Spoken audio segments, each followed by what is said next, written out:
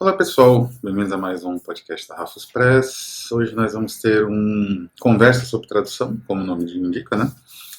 E vai ser justamente sobre um trabalho paralelo meu como editor e tradutor da Rafus Press.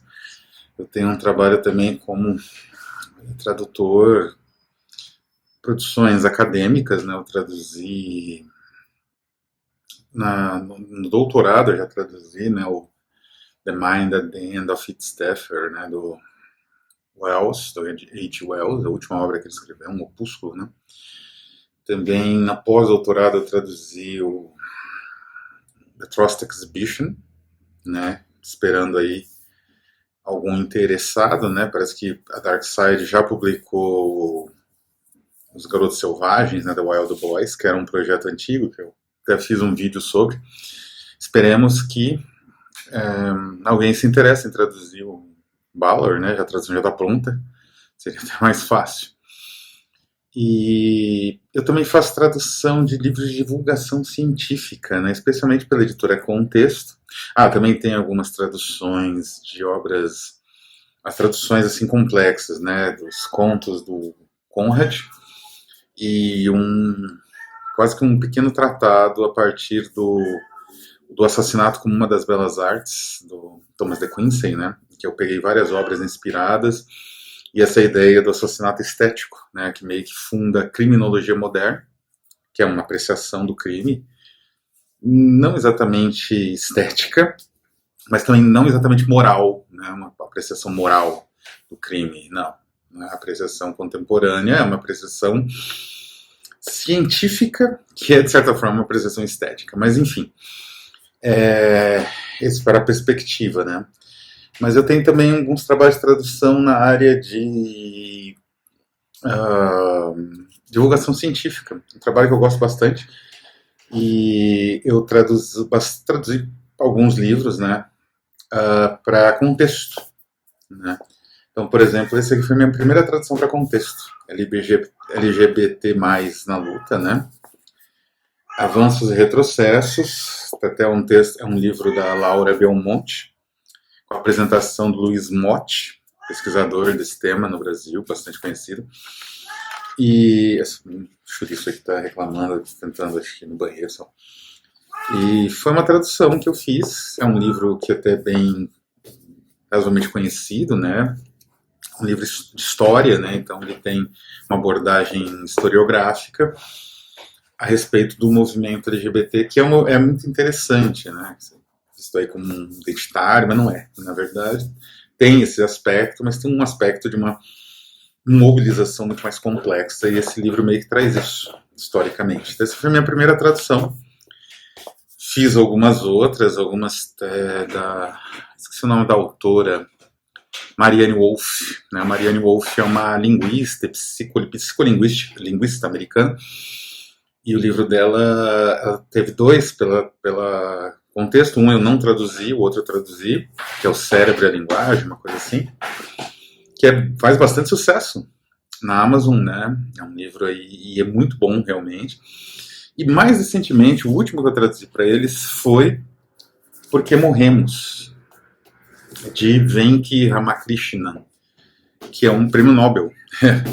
Eu já traduzi, sei lá, Yeats, né? Yeats é um prêmio Nobel, então eu já traduzi o prêmio Nobel, não é? Mas é a primeira vez que eu traduzo um prêmio Nobel de uma área que não seja literatura, né? Então, realmente, é o caso aqui do Venki Ramakrishnan. E esse livro é muito interessante, aqui a versão em inglês, Why We Die, e parece que é uma série, né? Esse Why, né? Mais ou menos uma série. Versão em inglês aí, capa dura, né? Esse típico livro com sobrecapa, né? O típico livro que você encontra na Waterstones, na Barnes Noble tem loja, né? Da vida lá no exterior. Mas do que trata esse livro, né? É interessante porque a gente precisa, antes de entrar nesse livro especificamente, ele tem algumas peculiaridades muito interessantes.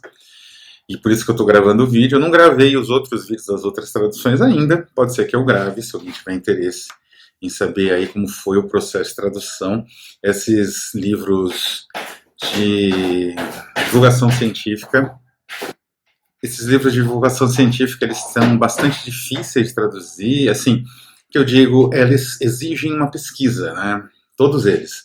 E todas as edições, as minhas traduções, elas têm, deixa eu ver se eu encontro aqui já no livro do nosso amigo Ramakrishna, todas as minhas edições têm nota de tradução. Aqui, por exemplo, né? Temos uma nota de tradução, né? De um slogan do Facebook. Fui atrás, achei a origem do slogan, não é? Aqui sobre um departamento especializado em biologia molecular, importantíssimo na evolução desse campo, né, da ciência, que está diretamente relacionado com a pesquisa em envelhecimento. Aqui também a questão do MD-PhD, fiz uma nota, né? MD-PhD é um tipo de formação em que o indivíduo se forma médico, mas então faz um doutorado, junto com o processo de medicina, que é longo, né? O curso de medicina tem residência, tem uma série de coisas, então você aproveita e faz seu doutorado junto, não é? É um tipo de digamos assim, proposta, né, de desenvolvimento profissional e pesquisa científica, não muito usual no Brasil, parece que só na UFRJ tem, mas me parece um projeto interessante, né? Você une dois mundos, né? A pesquisa científica e a prática médica. Mas enfim, então livros assim exigem uma boa pesquisa para você ter notas, né, muito boas de tradução, corrigir as notas originais. Aqui isso até que foi pouco, mas nos outros eu tive que fazer algumas correções de nota, né? E por aí vai. Mas esse livro aqui em especial, ele tem um fator inicial que eu achei muito interessante e que desde o início isso me chamou bastante atenção, que é o seguinte: existem gêneros que caíram, né? A tragédia, por exemplo, a tragédia ela ainda existe, né? Ela, digamos assim, os últimos exemplares talvez tenha sido ali com Garcia Lorca, né? Garcia Lorca, Casa de Bernarda Alba, tem algo mais próximo de tragédia, evidentemente com Shakespeare e Racine, Corneille, né? Existem elementos trágicos ali, mas muito pouco além disso. Então a tragédia desapareceu na Inglaterra elizabetana e na França barroca, né? É um gênero que morreu. Isso não quer dizer que a tragédia não seja reconhecível, que ela não tenha deixado uma série de elementos, né, estruturantes, tanto no texto dramático quanto no texto narrativo ou poético, não é? Óbvio que deixou, e é até fácil de encontrar, ou que a tragédia não seja, digamos assim, atual. Não é? Um texto como o do Macbeth, ele é atualíssimo, ele trata da luta encarniçada pelo poder, talvez da maneira mais original e assim, incrivelmente bem pensada, bem estruturada, bem refletida da história. Né? A única representação da tirania tão boa quanto é aquela que aparece na República, né? A representação da tirania na República. Mas não existe produção de tragédia. As peças atuais, elas têm elementos que lembram tragédia. Talvez em Beckett também. Em Beckett talvez tenha algo de tragédia. Esperando Godot, Last Days, enfim, né? Mas fora esses autores, não existe são elementos, né? Então, a tragédia deixou de existir.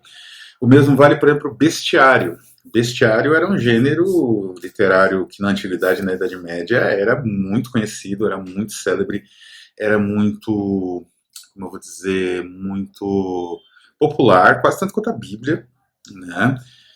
Mas aquele jeito de construir o bestiário desapareceu. Livros como o Livro dos Seres Imaginários, o Bestiário do Coletânea de Contos do Cortázar e outros, né? A gente, aliás, vai falar de um em breve aqui no canal.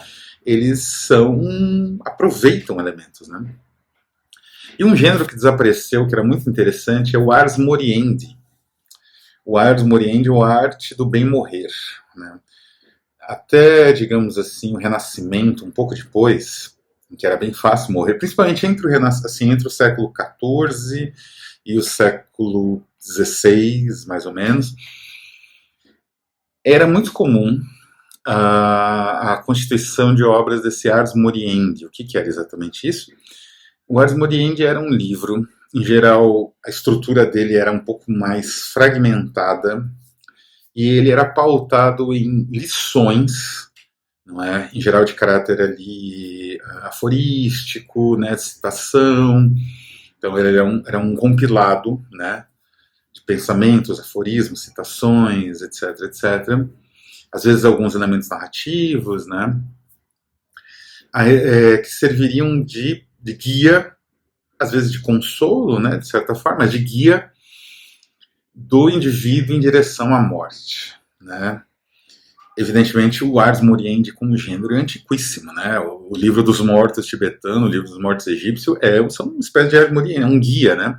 É um manual para você saber o que você deve fazer no pós-morte, né? Mas, no caso medieval, já tem uma diferença. Medieval não, renascentista, né? O Ars Moriendi, na verdade, é uma espécie de tratado estoico, não é? Cristão, evidentemente, a respeito de como encarar o fim. Então já mudou em relação ao livro dos mortos tibetano ou ao livro dos mortos egípcio, né? Já não é mais um manual, literalmente, ou uma certa forma de manual, né? Uma certa estrutura de algo que você aprende, né? Uma espécie de aprendizado para ser usado naquele momento. Um aprendizado, mas é mais abstrato, né? O Ars Moriendi renascentista, que seria o clássico, né? Ele se torna muito mais abstrato, tanto que a forma preferida, como eu falei, a citação, o aforismo, nessas formas breves, mais reflexivas, né?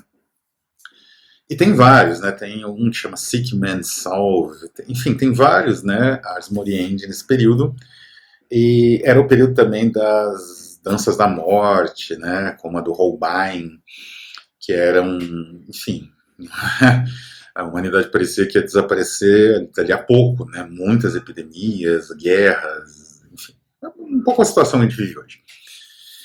E o Ars Moriendi, então, ele não negava a morte, mas ele indicava uma forma de estar diante da morte com uma certa, como eu vou dizer assim, ao mesmo tempo altivez, mas sem ser arrogância, e dignidade sem ser, enfim,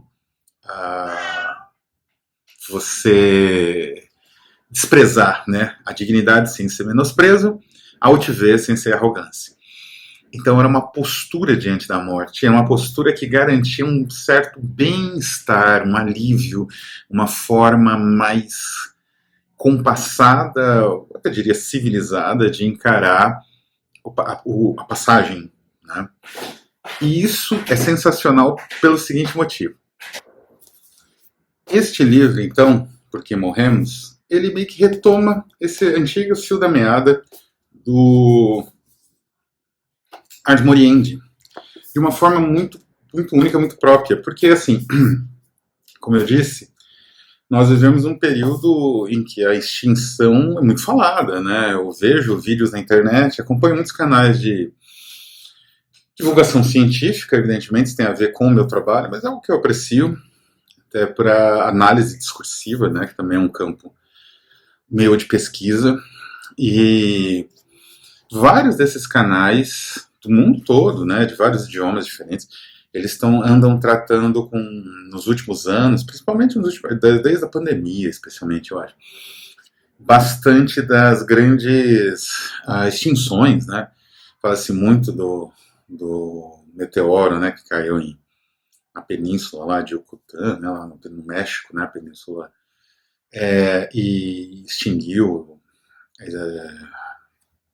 foi responsável pela extinção do dinossauro, embora me pareça que não é o único elemento, enfim, né, essa é uma certa polêmica, mas se menciona muitas outras extinções anteriores, né?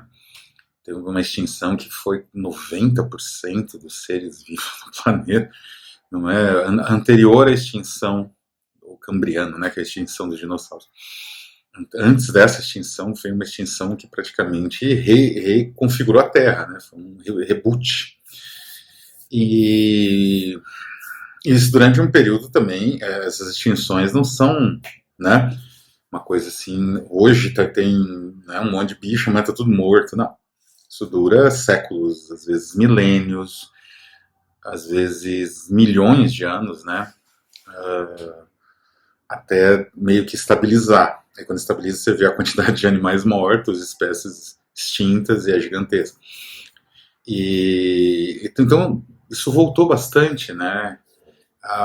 Tem vários canais que agora com IA e com 3D facilitado e barato, tem, né, vários canais assim simulando como seria o mesmo tipo de meteoro, né, que extingue os dinossauros caindo hoje, e por aí vai. Então assim, você tem uma obsessão pelo fim.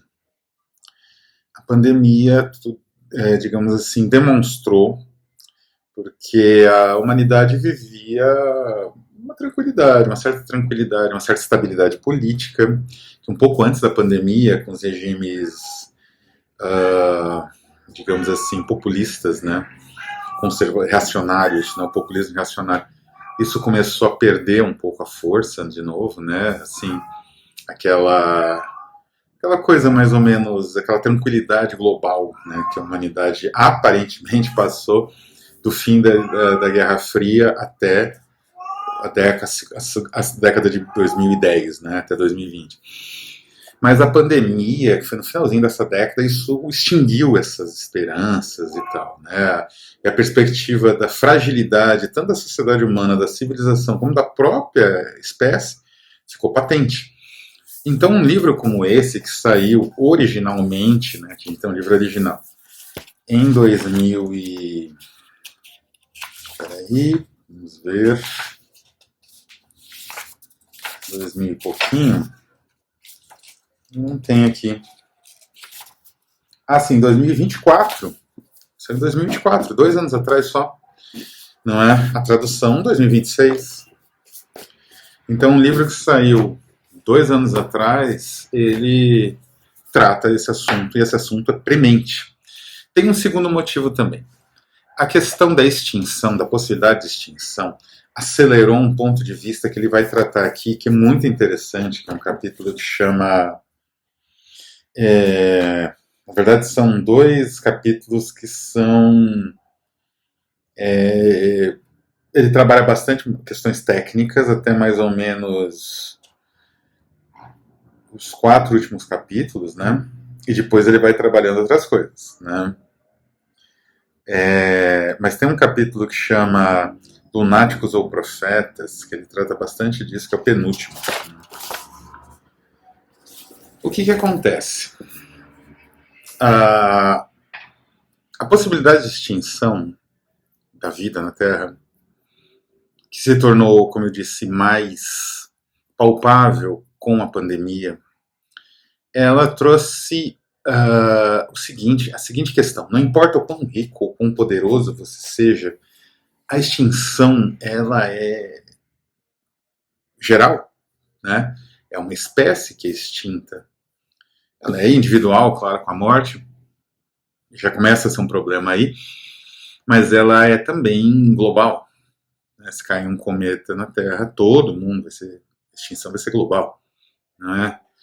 Se começar uma guerra nuclear, a possibilidade de extinção de, sei lá, metade para mais da humanidade é gigantesca. Não é? Se tivermos um aumento das temperaturas e tal, aí sim, ao longo de alguns 3, 4, 5 séculos, a possibilidade de extinção é grande também pelo aumento, né? Pela impossibilidade de sobreviver na superfície. Então, assim, o aumento da temperatura. Então, isso é global.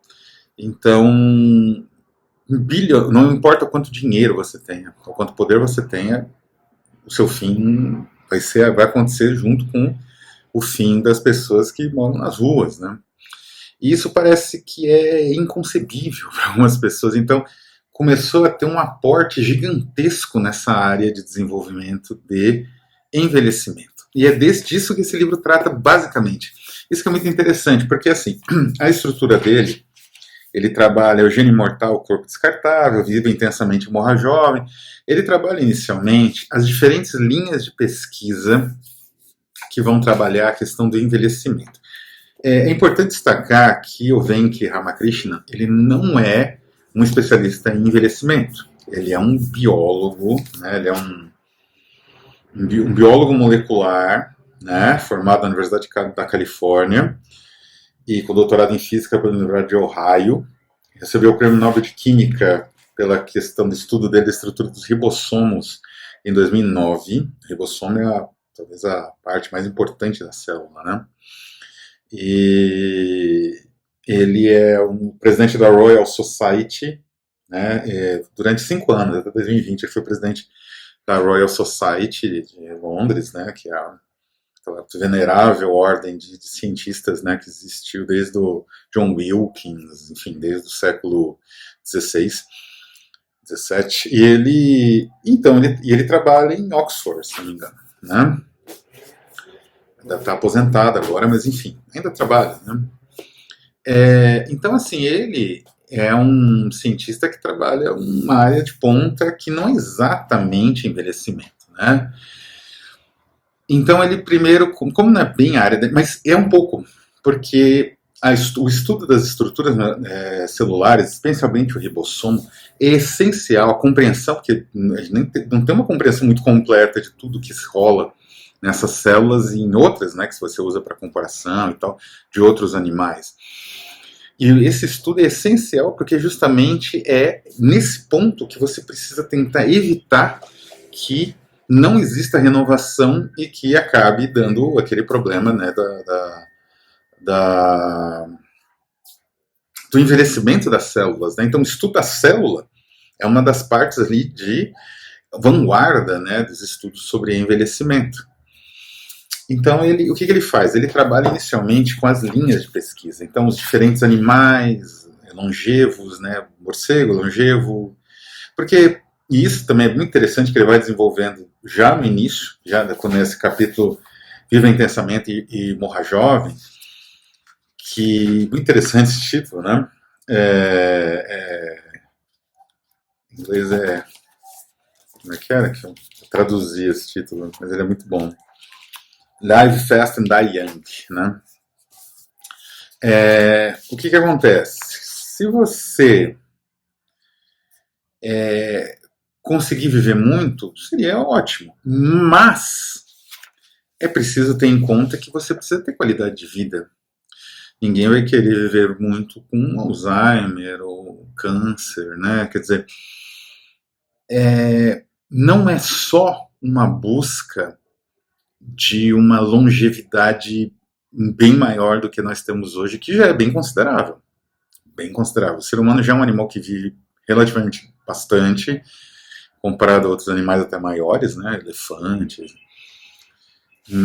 E com os avanços da ciência, a gente puxou isso para bem mais, né? Uma vida produtiva aí na base dos 80 anos, às vezes, né? Mas tem esses problemas que eu mencionei. Muitas vezes a vida longa ela vem com um custo que ninguém quer pagar, né? É um custo terrível, um custo na forma de doenças ou mortais, os dois, né? Degenerativas, mortais, etc. Então ele vai tratar disso, né? Já no início, quer dizer, a vida longa ela tem que ser uma vida longa com qualidade, com uma certa até produtividade, né? Quer dizer, o indivíduo ter essa capacidade, porque de certa forma, vivendo mais, ele precisa produzir mais, até porque como é que a sociedade vai fazer para garantir a subsistência desses mais idosos, né? Porque assim, isso é um ponto que ele vai tocar, né? Especialmente redefinindo o relógio biológico, né? Esse capítulo, que é o seguinte: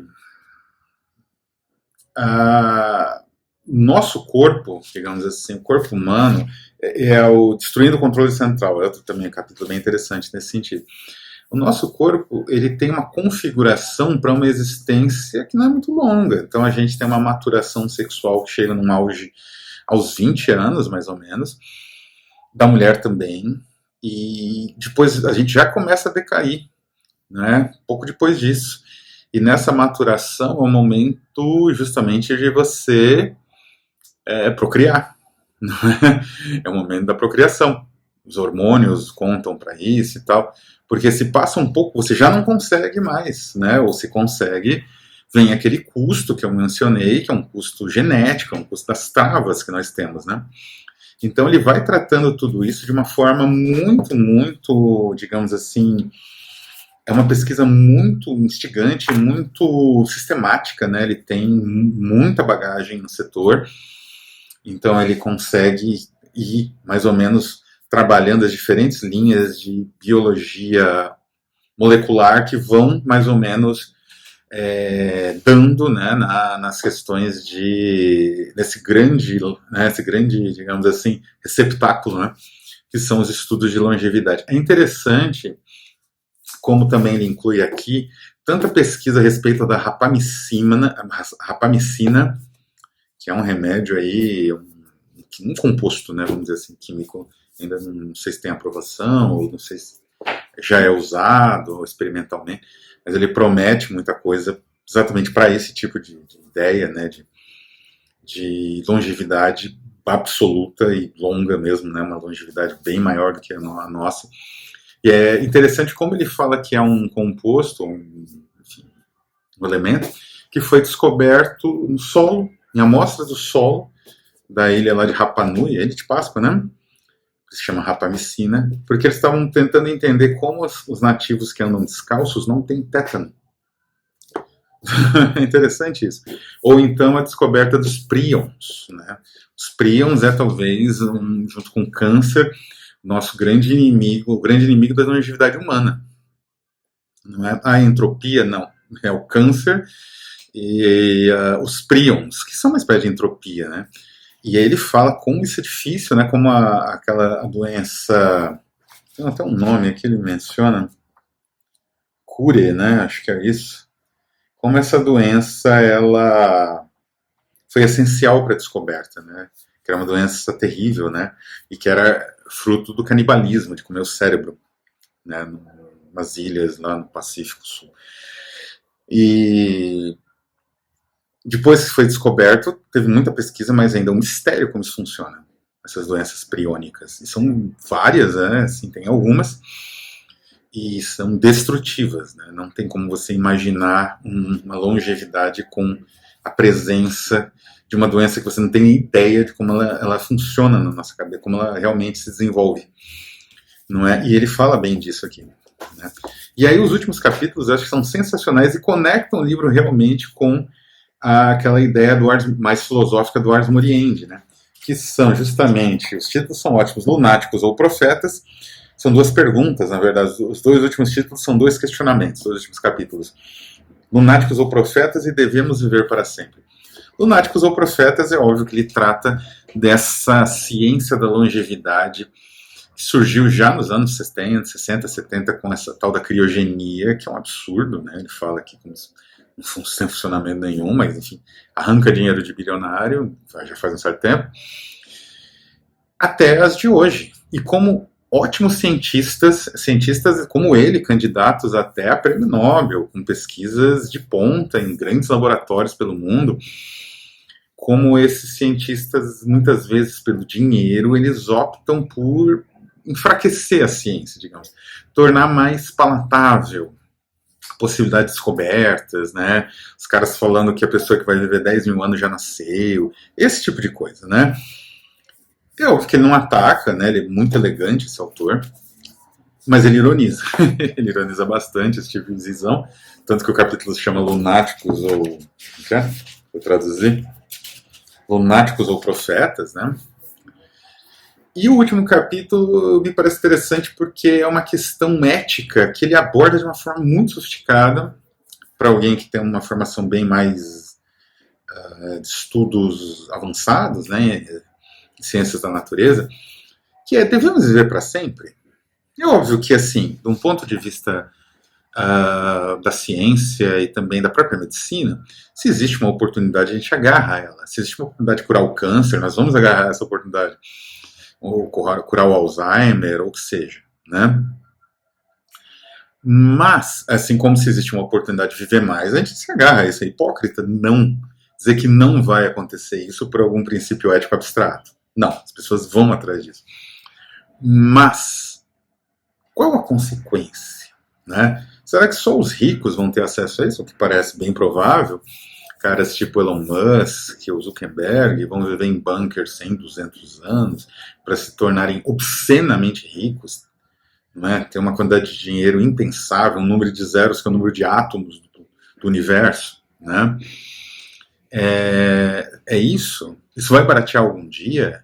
Isso vai chegar nas pessoas algum dia? E essa longevidade das pessoas mais pobres, ou, né, com condições mais simples, vai ser a mesma? Ou vai ser uma longevidade com Alzheimer, com câncer? Como é que vai funcionar? Né? Então essas questões que são muito importantes, ele aborda, ele não dá nenhuma solução, né, mas ele aborda nesse belíssimo último capítulo, que enquanto eu traduzia eu pensava muito tanto nas danças da morte, né, renascentistas, né, quanto nos Ars Moriendi, porque é uma forma de reflexão sobre a morte, através da ideia de longevidade, né, dialeticamente oposta, que é a que nós temos hoje. E é uma reflexão que é muito necessária, porque existe uma concentração de meios nas mãos de poucas pessoas, e isso pode gerar realmente efeitos terríveis, que vão custar caro para a população, vão custar caro para a humanidade. Então é algo a se estar atento e é algo a se refletir, né? Então eu recomendo esse livro, essa tradução que eu fiz, né? Tá na Amazon, é facílimo de comprar também em versão digital, tranquilo. E, enfim, né? Leiam, vale muito a pena, uma leitura fácil. Tem um outro aspecto interessante que ele trabalha um pouco esse universo dos Nobels, né? Dos indivíduos que ganham Nobel, como é que funciona, como é que esses indivíduos meio que reagem, né, digamos, à ciência mais cotidiana, pé no chão, né, ou aquela ciência mais, assim, feita na luta, né, na labuta do chão de laboratório, né, porque o prêmio Nobel já está em outro nível, né, até institucional. E também ele fala um pouco das injustiças do Nobel, né, com pesquisas simultâneas e muitas vezes uma mulher não ganha, né, que é uma outra valorização. Então é um livro que tem vários níveis de interesse, recomendo para todos, leiam, não é caro, tem uma versão lá que é pelo Amazon Prime, acho que sai de graça, ou baratíssimo, vale a pena, leiam, é a minha recomendação. E apoiem a nossa campanha Futurologias, acho que está no final dos últimos dias, apoiem, porque estamos aí na labuta para manter esses projetos no ar. Um abraço a todos e até a próxima.